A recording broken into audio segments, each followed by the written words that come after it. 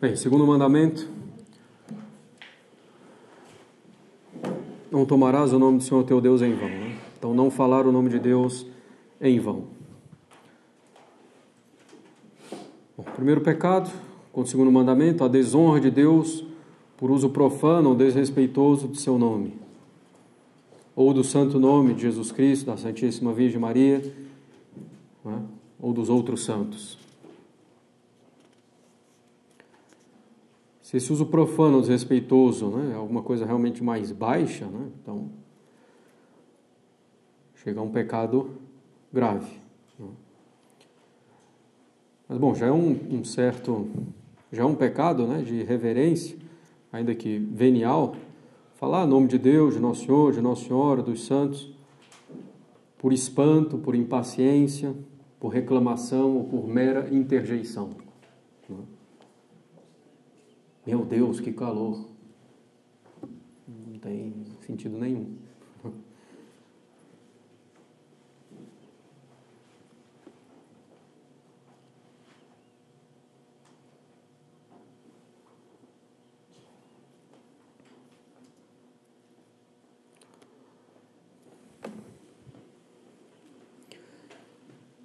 Bom, muitas vezes se fala desse modo, né? Por impaciência, como interjeição, por espanto, por hábito, né? Contraído ao longo da vida. Então, se a gente tem esse hábito, claro que quando a gente fala é menos voluntário o ato, portanto a gravidade é menor, mas se a gente percebe que tem esse hábito, procurar ir diminuindo, né? Esforçar-se para isso. No momento de dificuldade, claro que é possível clamar a Deus. Aconteceu uma tragédia, né? Dizer, meu Deus, né? Tenha misericórdia, tenha piedade, mas não por espanto, por interjeição, mas realmente clamando, né? Por Deus, pelo auxílio divino. Então, sem ser por murmuração, por reclamação, né? Mas pedindo a ajuda de Deus para que me socorra naquele momento. Algumas expressões já no uso corrente, né? Também atentam, no fundo, contra esse mandamento, se a gente se dá conta. Para mostrar que eu tenho nojo com relação a alguma coisa, dizer credo. Credo é o credo, né? Eu creio. Originalmente, talvez tenha começado como justamente, né?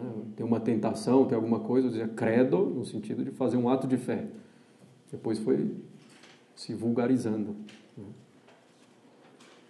Então, assim, é coisas que não tem mais... As pessoas não percebem tanto, mas dando-se conta a gente deveria procurar evitar, né?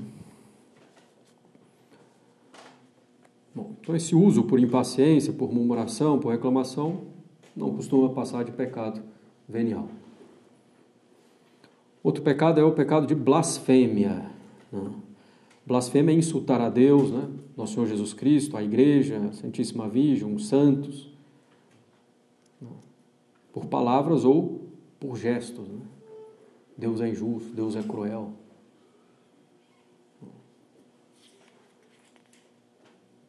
Nossa Senhora não é perpetuamente virgem, por exemplo. Bom, além de ser contra a fé, também é uma blasfêmia, né? Ou representações completamente absurdas, como a gente vê cada vez mais, né? Nessas exposições de arte, por aí afora. Então, a blasfêmia é um pecado grave, né? Um pecado mortal. Ouvir músicas blasfemas.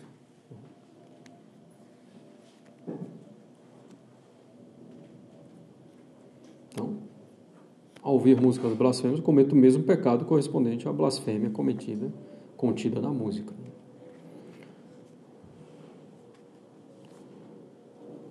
Perjúrio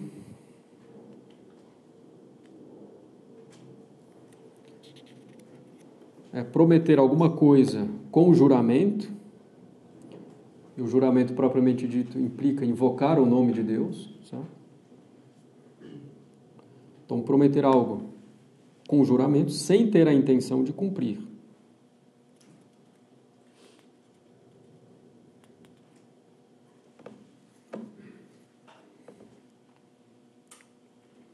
Um juramento propriamente dito se invoca o nome de Deus, né?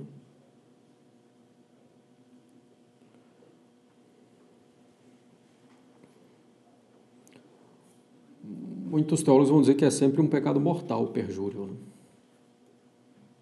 Você está invocando Deus para uma mentira, né?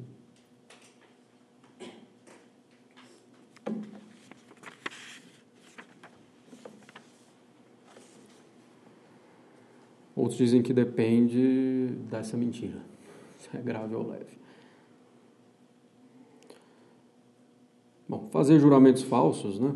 Que é o perjúrio, ou desnecessários. Nosso Senhor diz, né, que vossa linguagem, que as nossas palavras sejam sim, sim, não, não. A gente só pode fazer juramento, né, quer dizer, invocar o nome de Deus como testemunha de uma afirmação, em casos muito específicos, quando realmente necessário. A gente fica jurando em tempo inteiro, né? Juro por Deus isso, juro por Deus aquilo, juro por Deus não sei o quê, juro por Deus não sei o quê. Vai ser muito fácil a gente jurar falso. Ou então, no momento que a gente não jurar por Deus, a pessoa já vai achar, isso está mentindo, né? Que não está jurando por Deus. Bem, ou mesmo se alguém chegar, mas você jura por Deus, não tem que ficar jurando por Deus coisa nenhuma. Então, só em circunstâncias bem precisas, muito necessárias, né? Em que isso realmente seja útil, né? E bom.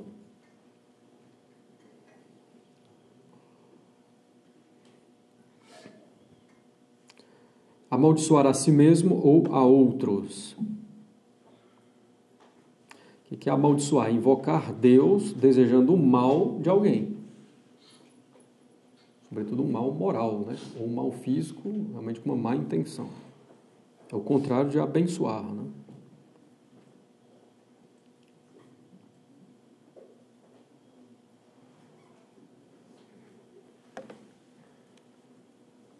Então, invocar Deus para um mal, a princípio é um pecado grave, se a pessoa realmente se dá conta do que está falando, né? Às vezes a pessoa fala no calor do momento sem pensar muito, né? Mas, a princípio, é um pecado mortal. Poderia invocar Deus para que uma pessoa ficasse doente? Que Deus te deu uma doença séria. Poderia, né? Desde que eu tivesse a intenção de que a pessoa tivesse um bem espiritual a partir disso. Na prática é um pouco complicado. Não se deve, é algo que se deve evitar, né? Bom.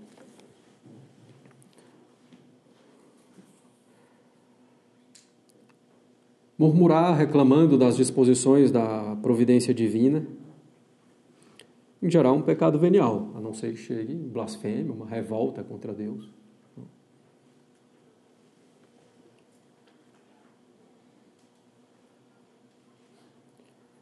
Muitas vezes a gente murmura, reclama, achando que isso causa um certo alívio, né?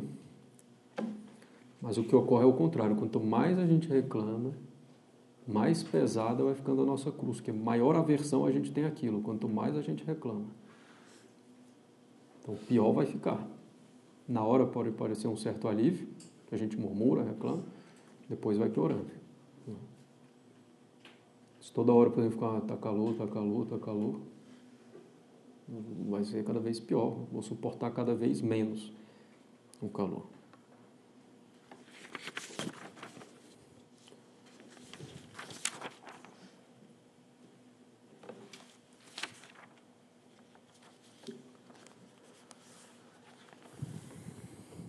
Então, se alguém tem o hábito de murmurar, de reclamar, né, procurar substituir isso por orações jaculatórias, né, essas orações muito rápidas, como que jogadas para o céu, né?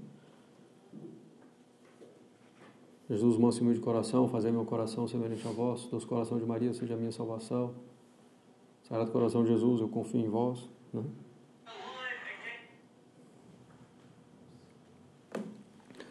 Evitar reclamar mesmo das pequenas coisas, né? A exemplo de Santa Teresinha.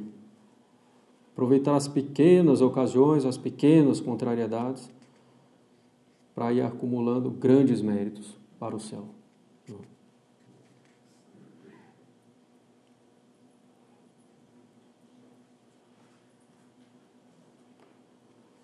Depois, quebrar votos ou promessas, né? Promessa propriamente é algo que é feito a Deus. Eu prometo para você, não é uma promessa propriamente, quebrar isso é um pecado, ser uma promessa. Pode ser porque você mentiu, né, para a pessoa, pura e simplesmente. A promessa é algo feito a Deus. Meu Deus, eu prometo fazer tal coisa. Né? Pode ser, claro, também por meio dos santos, né? Ou por meio até de alguma coisa sagrada.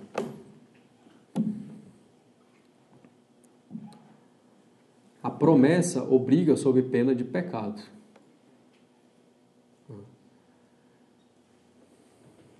O propósito, a decisão, a resolução não obriga sob pena de pecado. Então a gente não deve ficar fazendo promessas à torta e à direita. Para fazer uma promessa tem que pensar bem, tem que ser uma coisa rara. Quanto maior essa promessa, maior a necessidade também de consultar alguém. Posso dar um bom conselho, não convém fazer, convém. Porque depois, se eu não cumprir a promessa, vai ser um pecado. Grave ou leve, depende aí da importância dessa promessa. Se eu prometi rezar uma Ave Maria e não cumprir, pecado leve. Se eu prometi já rezar um terço, já é um pecado grave.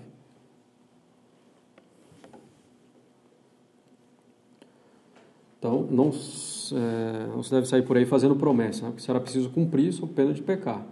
Depois, se eu não consigo cumprir, é preciso pedir dispensa a um padre que tenha poder para dispensar de promessas. Em geral, se concede a praticamente todos os padres atualmente.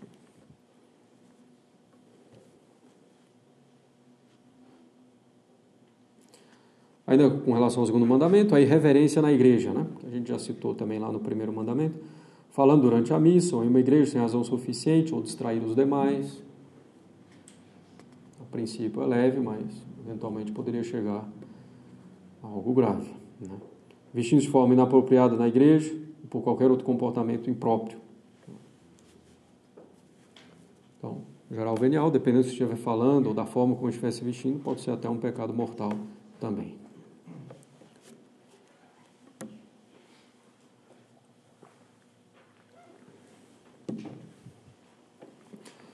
Terceiro mandamento. Guardar domingos e festas, né? Lembra-te que deves santificar o dia do Senhor.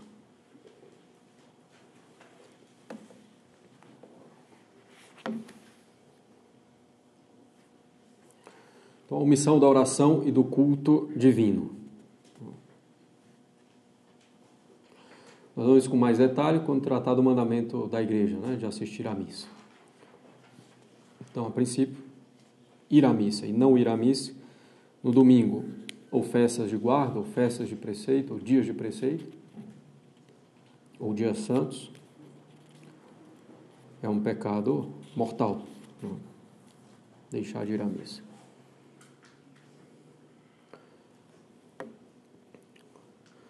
Então, em pecado, todo trabalho servil desnecessário. Trabalho servil é um trabalho que envolve maior esforço físico. Que é justamente o domingo, os dias santos, é para que a gente possa elevar a nossa alma a Deus.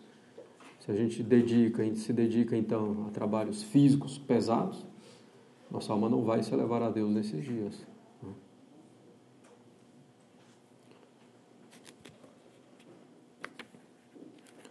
Então, não se deve fazer faxina no domingo, lavar roupa de modo manual, por exemplo, à mão.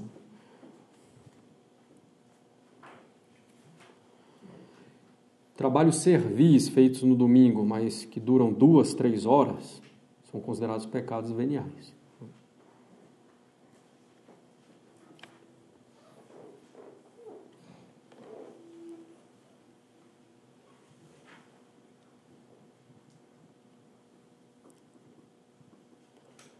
Claro, ter um pouco de bom senso. Passou um furacão, encheu a casa de poeira, por exemplo. Tem que limpar a casa no domingo, talvez, para evitar doença. Então, se pode fazer, claro.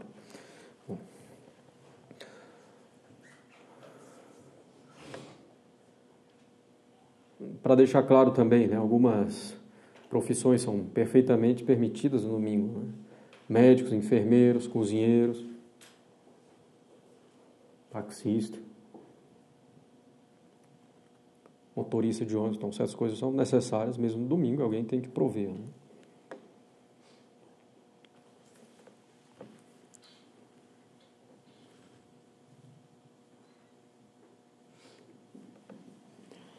O sentido desse preceito de santificar, né, domingo e dias santos, não se resume aí só à missa. E a ausência do trabalho servil é para permitir também outros benefícios, além do culto a Deus, de elevar a alma a Deus. Né? Os dias santos devem favorecer um bom desenvolvimento das relações humanas, das amizades, principalmente entre os membros da família. Não? Então, para isso serve também o domingo. O estudante preguiçoso vai perguntar, pode estudar no domingo? Pode, tranquilamente, bastante. Não é trabalho servil. Né? Um advogado poderia fazer a peça, né, de um processo? Pode também, tranquilamente. Então, a questão não é, mas se eu construir a minha casa, botando os tijolos, etc., é um trabalho servil, mas eu estou me distraindo. Não interessa, a questão é objetiva. Certo? É como fazer a penitência de não comer carne na sexta-feira. Eu gosto muito de peixe, então posso fazer a penitência de comer carne na sexta? Não. Sua penitência é não comer carne na sexta do mesmo jeito que os outros. Tinha um caso assim no seminário, um seminarista que gostava muito de peixe.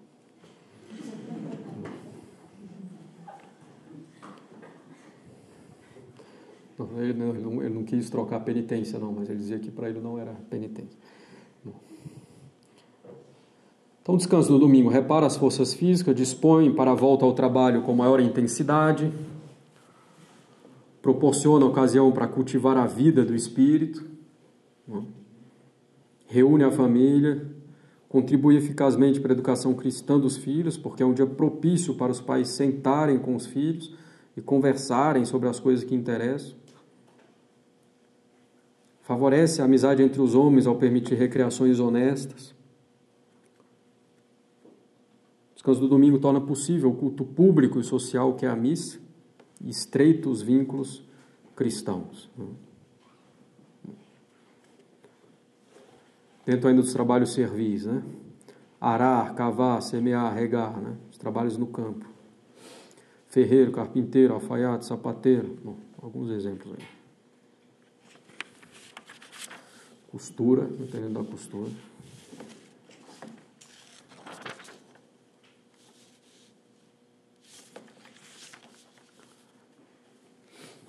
Bom, em caso de necessidade urgente imprevista, né? Então se pode fazer essas coisas. Então, vai perder toda a lavoura se não fizer a colheita no domingo. Pode fazer. Né? Por algum imprevisto. Né? Está permitido viajar, né? Fazer os preparativos imediatos para viajar. Agora, se vai viajar, tem que organizar para ir à missa, né? Permitido desenhar, pintar artisticamente, escrever, fotografar, caçar,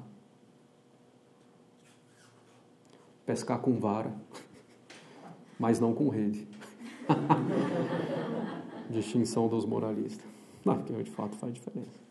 A rede você tem que fazer um esforço. Pescar com vara é diversão, né? Bom. Está permitido cozinhar, limpar um pouco a casa, né? Não fazer a faxina, como já falei.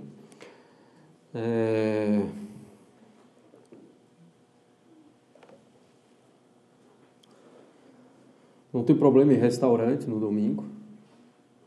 Alguém tem que cozinhar, se não for restaurante, você vai ter que cozinhar em casa. Então vai trabalhar de qualquer jeito. Bom, é proibido também o comércio desnecessário, né? Comprar e vender nos domingos e dias de guarda. Sobretudo se é um comércio público. Né? Posso comprar coisas menores, fazer o almoço justamente, alguma coisa que está faltando que eu preciso, naquele momento, sem problema. Vai fazer as compras do mês no domingo? Aí não. Não sei que realmente, absolutamente não haja outro jeito. Hoje é uma catástrofe, né? O comércio no domingo funciona praticamente normalmente. Há alguns anos, bom, na minha época não era assim, não. Bom, além disso, profanar esses dias frequentando companhia impiedosa, né? Com diversões pecaminosas, jogos de azar, dança indecente, excesso com bebida. Já são pecados em si mesmo, né? Bom, jogo de azar depende, mas são coisas pecaminosas em si mesmas, mas que por serem feitas no domingo, aproveitando o dia do Senhor, o repouso do dia do Senhor, né? Que não há trabalho, justamente para se dedicar a coisas impiedosas, tem uma certa malícia aí acrescentada.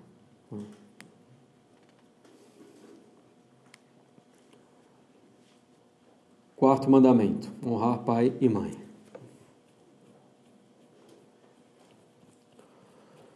Honrar pai e mãe, mas não trata só nem do pai nem da mãe, nem só do filho para com o pai e a mãe. Trata também do que os pais devem fazer, em geral, das relações entre superiores e inferiores, né? Entre a autoridade e os inferiores. Então, para os pais, odiar os filhos é evidente um pecado mortal. Né? Não combater o ódio ao próximo, né? Aos filhos, por exemplo, com um sentimento passageiro que se procura combater. Né? O ódio é realmente algo voluntário. O ódio, em geral, começa com uma aversão não combatida, com uma antipatia, né? Que a gente vai alimentando. Até chegar ao ódio, realmente desejar um mal grave para alguém. Bom, esse ódio sendo direcionado, né, aos filhos é ainda mais grave, é evidente. Que os pais têm um dever de caridade ainda maior para com seus filhos. Bem, amaldiçoar os filhos, se amaldiçoar em geral já é um pecado mortal, quanto mais os pais com relação aos filhos. Dar escândalo aos filhos, de qualquer forma que seja, mas bom, pelas palavras, né, bebendo. Bom, será grave ou leve dependendo da gravidade desse escândalo. Né? O escândalo é levar os outros a pecar com o meu comportamento. E tem um agravante quando é dos pais para com os filhos. Né? Então os pais, mais uma vez, têm o maior dever de caridade para com os filhos. Deixar que os filhos cresçam na ignorância, na indolência ou no pecado.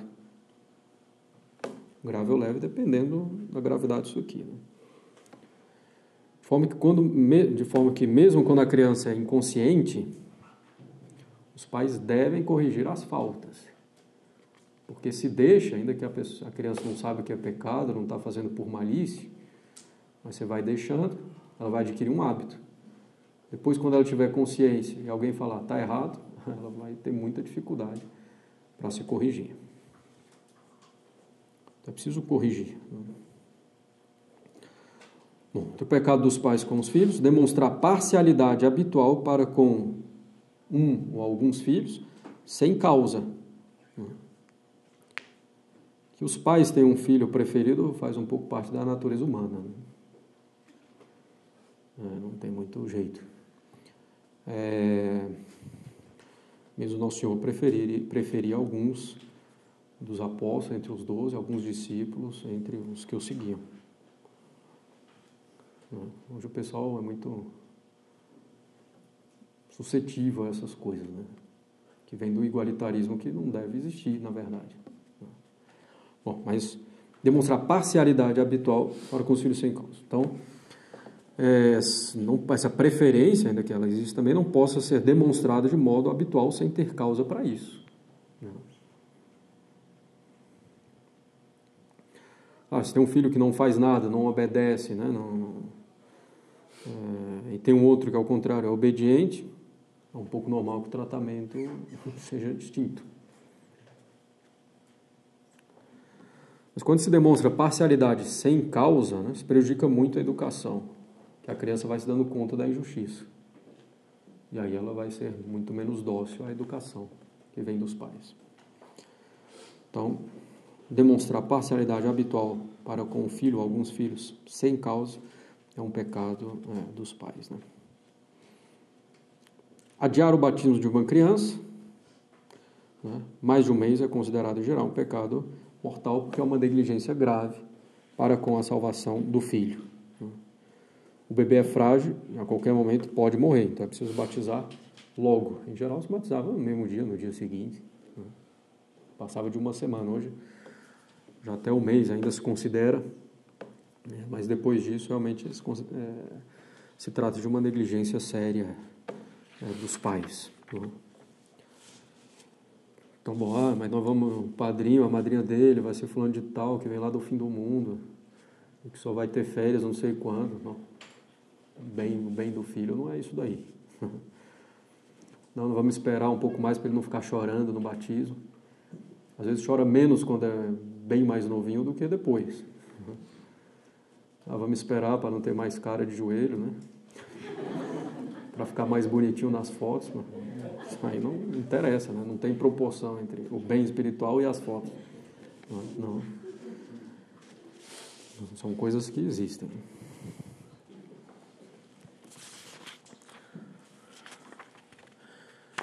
Bem, a negligência no cuidado da saúde corporal, na instrução religiosa, negligência no cuidado quanto às companhias com que andam os filhos, negligência no cuidado com os livros que leem, com as diversões, etc. Pode ser grave ou leve, dependendo da gravidade da coisa. Né? Então, também com relação à saúde corporal, os pais devem se preocupar, né? Acima de tudo, claro, com a alma. Os pais têm que saber com quem os filhos andam, os pais têm que saber o que os filhos leem, os pais têm que saber com que os filhos se divertem. Não, meu filho tem só 8 anos, ele não faz nada demais no celular, na internet. Coisa não é assim tão simples. Né? Deixar uma criança com um celular assim, né? Com acesso à internet, é matar a alma da criança. É um assassinato. Bem, depois os pais vão dizer, meu filho não obedece. Claro, ele obedece ao Google. Bem, além de toda a corrupção propriamente, mesmo contra a castidade, né? Às vezes a criança começa com curiosidade, aparece aqui e ali, fazem isso na internet, né? Coisas aleatórias que surgem, que não tem nada a ver, para despertar a curiosidade, a criança vai vendo e termina caindo. Bem, não corrigir os filhos quando necessitam, né? Como diz a Sagrada Escritura, quem odeia o seu filho, poupa a vara. Poupar a vara, quer dizer, utilizar a vara não significa necessariamente castigo físico, né? Mas corrigir, castigo físico também, quando necessário, né? E proporcionalmente ao erro da criança. Então, quem ama, corrige da maneira devida. Não corrigir não corrigir um pecado grave é um pecado grave. Pecado de omissão dos pais. Não quer dizer que necessariamente se deva corrigir no instante que a coisa está ocorrendo. Sobretudo que às vezes os pais no instante estão irados, né? Encolerizados. E aí vão passar dos limites e o efeito da correção vai ser pouco. Então, mas tem que corrigir. Espera o momento devido, se não dá para ser naquele instante. Procura o meio melhor, a melhor maneira de falar, etc. Bom, ser duro ou cruel nas correções, né? Corrigir ou castigar de modo não proporcional, acima do que seria justo. Pode ser grave ou leve, dependendo da desproporção. Bom, o pecado também, enviar os filhos para escolas não católicas, né? Protestantes ou outras escolas perigosas, esotéricas, de outra religião. Bom, hoje praticamente já não existem escolas católicas propriamente, né? A não ser de nome, então você deve procurar fazer o melhor possível.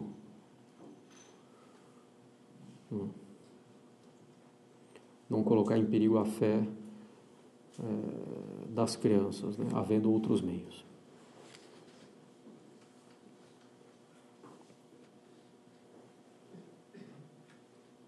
Então, a obrigação dos pais é procurar a melhor escola para o filho, no sentido, em primeiro lugar, da fé, da moral, né? Ao menos procurar o menos pior e ficar bem atento a tudo que ocorre na escola.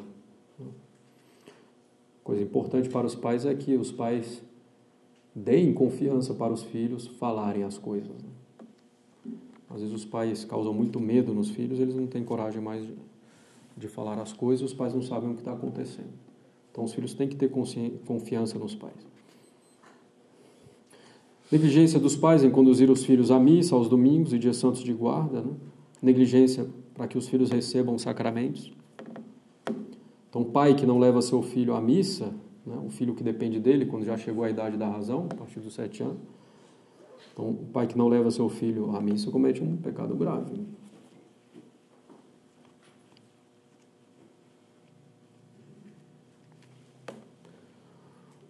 Ou que a criança chega aos 7 anos, né, e não cuida para que a criança possa se preparar para receber a primeira comunhão. Bom, nas paróquias por aí é um pouco mais tarde, né? Mas quando chegar o momento, os pais devem agir, né, para que os filhos recebam os sacramentos.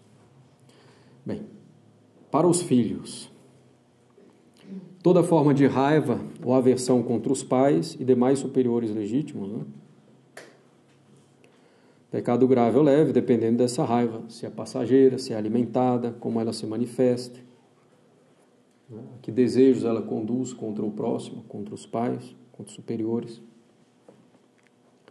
Desdenhar dos pais, né?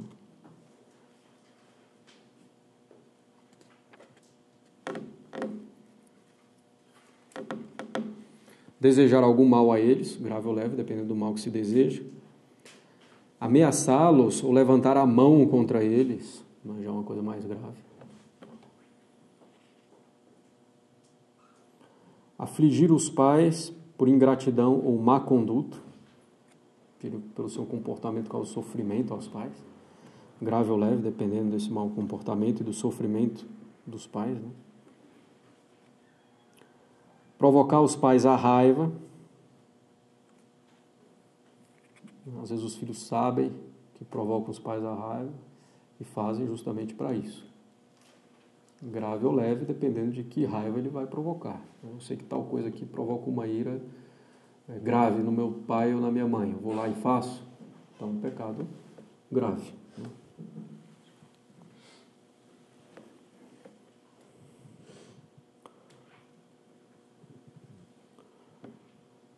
Ofender aos pais, né? Depende um pouco da ofensa, se é grave ou leve, insultá-los, né? Não ajudá-los em suas necessidades.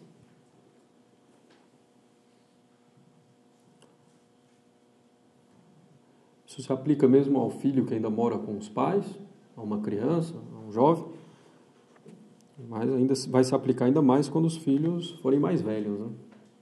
Às vezes tem que ajudar economicamente, espiritualmente, né?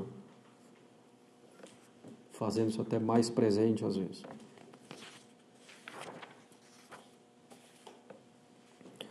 Porque quando os pais vão se tornando mais idosos, em geral precisam mais dos filhos, né? Os papéis vão se invertendo. Então, ajuda material, né? Ajuda para cuidar deles e ajuda também espiritual. Bem, desprezo ou desobediência às ordens legítimas.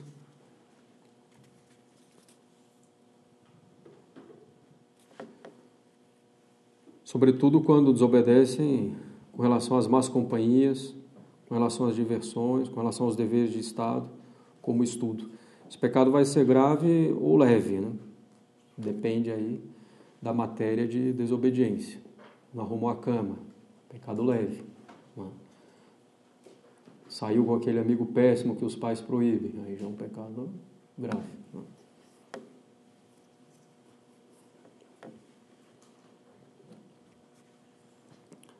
Bem, a questão da obediência dos filhos aos pais, a princípio até a idade adulta, até os 18 anos, a princípio. Né?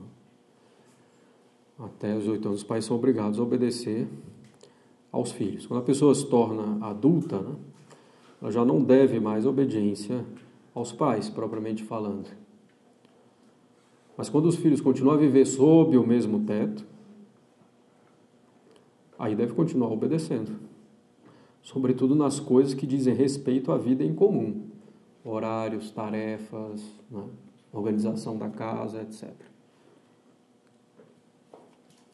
Mas, ao sair de casa, sustentar sozinho, o filho já não deve uma obediência propriamente aos pais. Deve respeito, reverência, mas não obediência. Então, devem obediência. Claro que a obediência não se aplica a uma ordem ilegítima dos pais. Se os pais mandam o filho fazer uma coisa contra a fé ou contra a moral, não devem obedecer. Se obedecer, vai cometer um pecado. Tem uma frase um pouco famosa, né? Quem obedece não peca. Isso aí não existe, né? Na verdade, quem obedece pode pecar sim. Do mesmo jeito. Sem problema. Claro que você, não sabe exatamente o que fazer. Aí você vai pelo superior, que tem um conhecimento maior, e obedece, aí é outra coisa, né? Simplesmente quem obedece não peca. Meu filho vai ali e pega uma balinha e não paga. Obedeci, não pequei. Não, você roubou do mesmo jeito. Maridos e esposas, né? Maltrato. Tratar o cônjuge sem consideração pelo bem-estar dele, sem preocupação com a caridade. Bom, pecado mortal, venial, depende. Colocar obstáculos ao cumprimento dos deveres religiosos do cônjuge. Ficar criando picuinha para que o outro não reze, enquanto ele poderia rezar sem prejuízo para os deveres de Estado. É picuinha, né? Que a pessoa quer passar 6 horas rezando para fazer as orações básicas dela. E o outro cônjuge fica dizendo, você fica o tempo inteiro na igreja, você fica o tempo inteiro rezando, não sei o que, sendo que a pessoa não descumpre nenhum outro dever de Estado, de boa convivência, né? Às vezes faz as orações básicas, ou quer impedir que vá à missa, no domingo em particular. Bem, pode ser grave ou leve, dependendo aqui de qual é esse obstáculo, né? Impedir que vá à missa no domingo seria um pecado grave. Bem, então, ainda entre maridos e esposas, negar-se a render o débito conjugal sem ter causa realmente justa para isso, né? Então, débito conjugal, dever do esposo para com a esposa e vice-versa. Negar-se a isso sem ter justa causa é um pecado grave, sobretudo se é uma coisa mais frequente.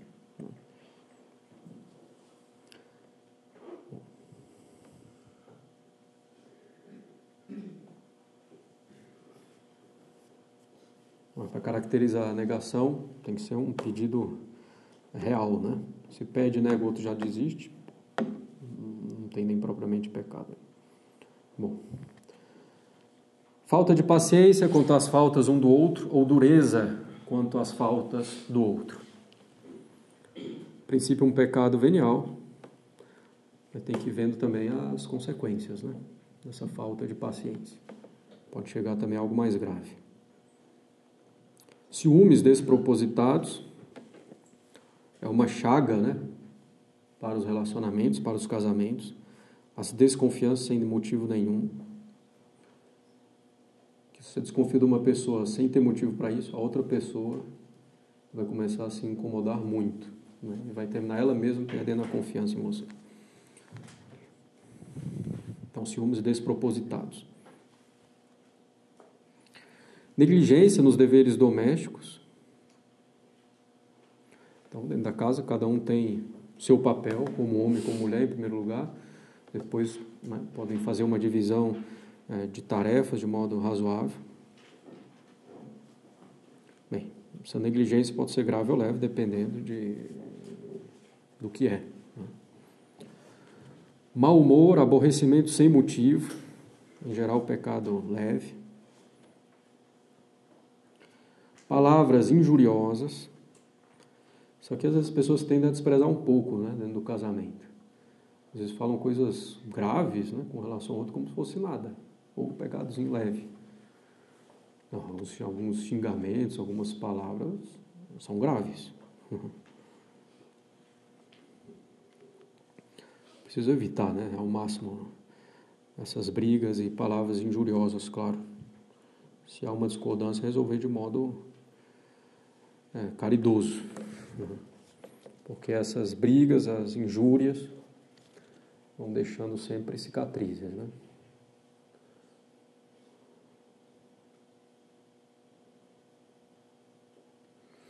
Negligência na busca de meios seguros, né, de sustento da família.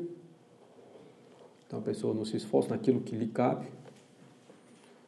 Em primeiro lugar o homem, mas bom, atualmente também, no mais das vezes, a mulher deve procurar fazer isso, né, para o melhor sustento da família.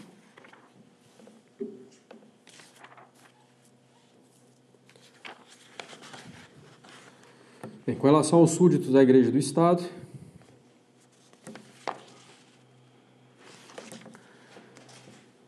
desrespeitar, desobedecer aos superiores espirituais, como o Papa, os bispos e os padres da Igreja, em suas ordens legítimas. Né? Comportar-se de maneira soberba e insultante em relação a eles, recusar a rezar por eles ou pela conversão deles. Bom, recusar a rezar, né? Já é um pecado grave, né? Comportamento de insulto, né? De injúria também, depende da injúria, pode ser grave ou leve. A desobediência a um superior espiritual pode ser grave ou leve, depende também da ordem, né? Deixar de rezar pelo próprio país, pelo seu governo. Em geral não passa de pecado venial, mas é preciso rezar. Hoje o pessoal reclama muito, né? Brasil isso, Brasil aquilo, governo isso, governo aquilo. E reza-se pouco pelo país. Pecado um pouco contrário seria colocar o país acima de Deus, né? Um nacionalismo irracional. Seria um pecado mortal, claro. Tomar parte em atividades revolucionárias, subversivas, né?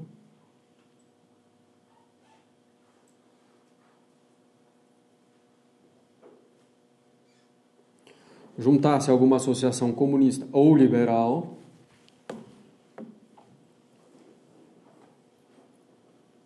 Pecado mortal.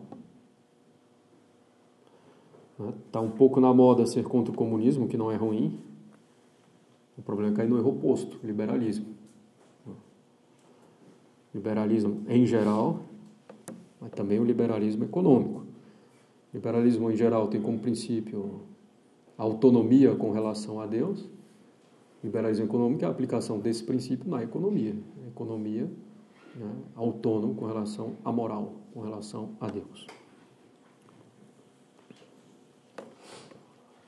Resistir às autoridades legais do país, tomando parte em alguma violência de multidão ou perturbando a paz pública.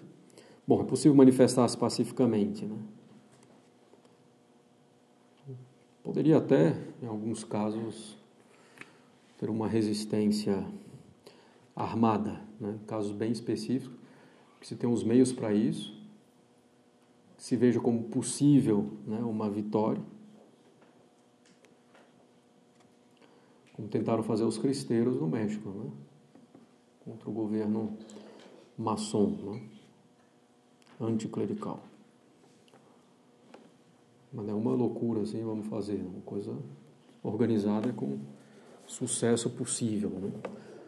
Bom, votar em partidos comunistas ou socialistas, bem, questão do voto, deve ser publicada uma conferência que eu fiz aqui, conferência sexta-feira, há umas 2 semanas, né, para ver com mais detalhes os critérios de um voto católico, né? Então, mas votar em partidos comunistas ou socialistas por opção, né, um pecado, ou um partido que vá contra princípios católicos, esse é um pecado mortal, né? Se tem a opção de não votar em um partido ruim. Em geral, hoje se vota simplesmente no menos pior. Bem, para os empregadores, né? É pecado não permitir aos empregados tempo razoável para o cumprimento dos deveres e instrução, né, religiosos, deveres religiosos, instrução religiosa. Hoje isso já é um pouco mais difícil, né? Era mais antigamente, quando muitos empregados realmente moravam até com o patrão, por exemplo. Bem, dar mau exemplo aos empregados ou permitir que outros o façam, né? A perspectiva aqui é uma perspectiva católica, né, da relação entre empregador e empregado, que é uma perspectiva um pouco familiar, como se fosse uma família, né? O trato do empregador com o empregado, do patrão com o empregado. Então, o superior deve dar bom exemplo, como o pai deve dar bom exemplo para o filho, né? Possibilitar que o inferior pratique a religião, desenvolva as virtudes, etc.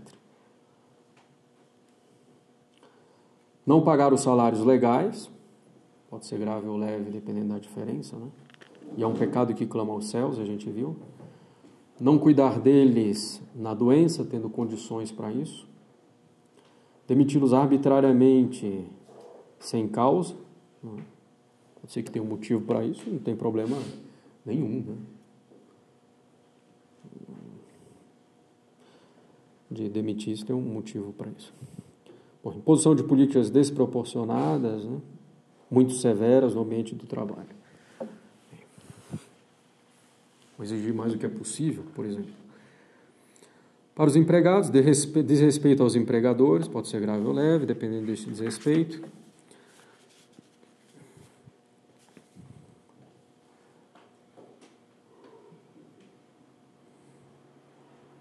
Falta de obediência em matéria que se tem obrigado a obedecer, né? Deixando de cumprir um contrato justo, pode ser grave ou leve, dependendo da gravidade dessa cláusula. Perda de tempo no trabalho, hoje, sobretudo com a internet. Bom, é que a gente tem que fazer umas distinções. Se no meu trabalho me pedem para fazer A, B e C, eu fiz A, B e C, me resta tempo, posso até me dedicar a outras atividades, né? Não haveria propriamente pecado. Posso também ir além do que simplesmente me foi pedido, né? O que pode ser bom.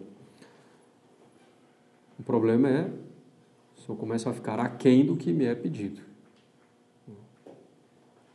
E se eu gero prejuízo com essa minha conduta, né, para o meu empregador, para a empresa, para o governo, o que seja, inclusive eu tenho que restituir, né, o prejuízo causado.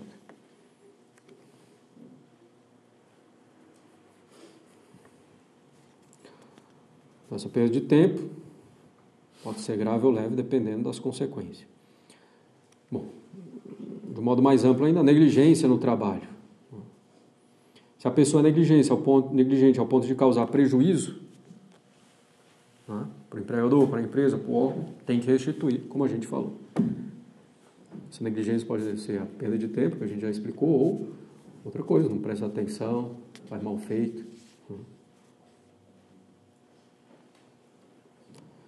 O gasto de propriedade do empregador por desonestidade, por falta de cuidado ou por negligência, que vai entrar até no 7º mandamento, não furtar.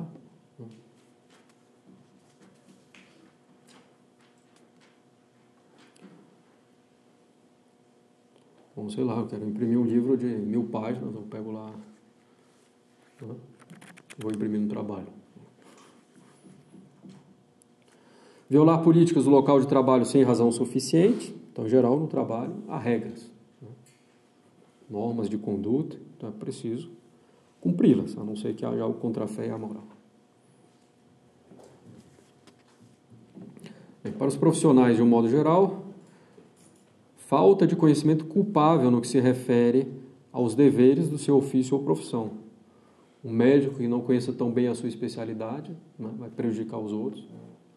Um advogado que não conhece tanto o assunto vai causar prejuízo. Um engenheiro que vai construir o viaduto e não dá certo. Pode ser grave ou leve, dependendo das consequências, né?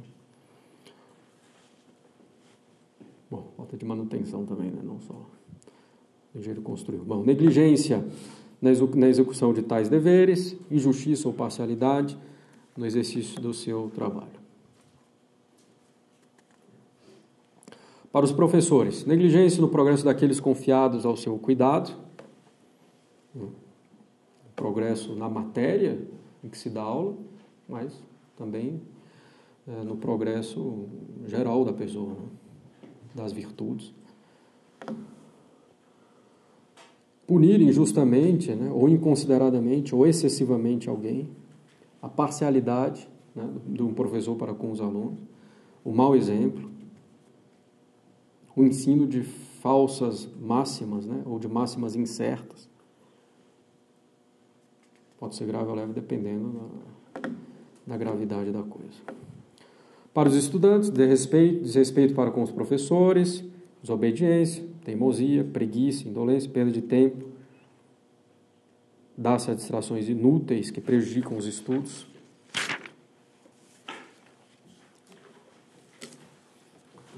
Bem, para todos, o desprezo das leis justas do Estado e do país, bem como da Igreja. Então, o quarto mandamento obriga também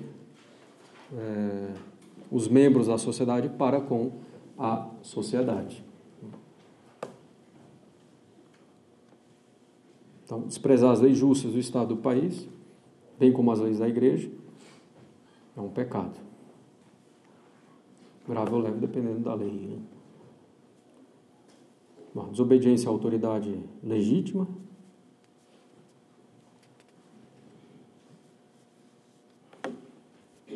A gente fala de desobediência às leis justas do Estado, né? Lei justa, a gente já tratou da lei, né? Então, para uma lei ser justa, claro, ela precisa também não se opor à fé e à moral, à razão, pura e simplesmente. Agora também não ficar assim escrupuloso, né, com algumas leis civis. É obrigatório atravessar na faixa de pedestre. Ou está a 1 quilômetro da próxima faixa de pedestre. Não vem ninguém. Atravessei fora da faixa de pedestre. Cometi um pecado? Bom, você tem um pouco de bom senso também. Né?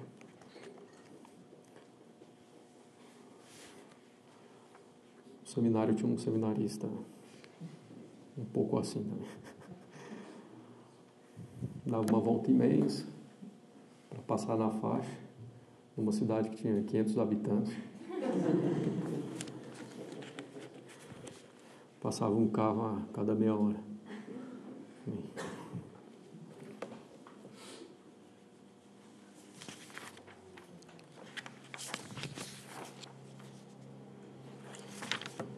Bem, alguma questão? Esqueci de perguntar se tinha questão na primeira parte. Alguma questão, dúvida? Até aqui, até o quarto mandamento? Muitas dúvidas? Bem.